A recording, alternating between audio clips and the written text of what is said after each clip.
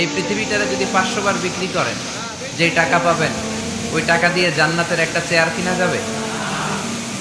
এই গোটা দুনিয়াটাকে যদি 10,000 বার বিক্রি করেন, যে প্রফিট পাওয়া যাবে ওই প্রফিটটা দিয়ে জান্নাতের একটা চেয়ার পাওয়া যাবে? আর যে জান্নাতটা মায়ের পায়ের নিচে পড়ে আছে, তাহলে ওই পা দুইটার দাম কত? এজন্য মায়ের মর্যাদা 3 বার, মা মা মা, তারপর বাবা।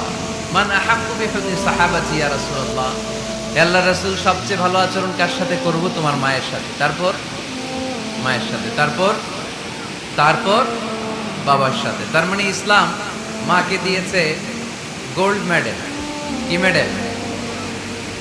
তারপর মাকে দিয়েছে সিলভারের মেডেল, ঠিক কিনা? এরপর ইসলাম মাকে দিয়েছে ব্রোঞ্জ মেডেল, আর বাবাকে দিয়েছে সান্ত্বনা পুরস্কার। 3 বার যদি মা হয়, মানে মা মা মা, তারপরে বাবা, তাহলে ইসলাম মাকে কি মেডেল দিল? গোল্ড মেডেল, স্বর্ণ পদক। তারপর মাকে দিল রৌপ্য পদক, তারপর মাকে দিল ব্রোঞ্জ পদক, বাবাকে দিল সান্ত্বনা পুরস্কার, একটা কলম।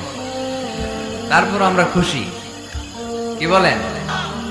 কেন মায়ের মর্যাদা বেশি? কারণ হামালাতহু উম্মুহু, বাবা পেটে ধরেনি, পেটে ধরেছে কে?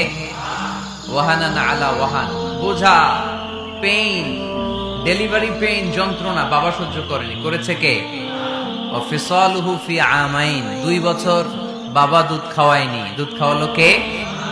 বিষ্ণু বললেন লাউ কাতা'তা জিলদাক, জিলদুন মানে হচ্ছে স্কিন। বিষ্ণু বললেন তোমার স্কিন, চামড়াগুলো কেটে কেটে রোদে শুকিয়ে যদি জুতা বানাও 2টা, আর ওই জুতাগুলো দিয়ে যদি মাকে উপহার দাও, যে মা আমার গায়ের চামড়া দিয়ে তোমাকে 2টো জুতা উপহার দিলাম, ওই জুতা পরেও যদি তোমার মা 1000 বছর হাঁটে, তাহলে ওই যে ছোটবেলায় কত লক্ষ ঢোক দুধ তুমি তোমার মায়ের বুক থেকে খেয়েছো, তার 1 ঢোক দুধের শোধ আদায় হবে না।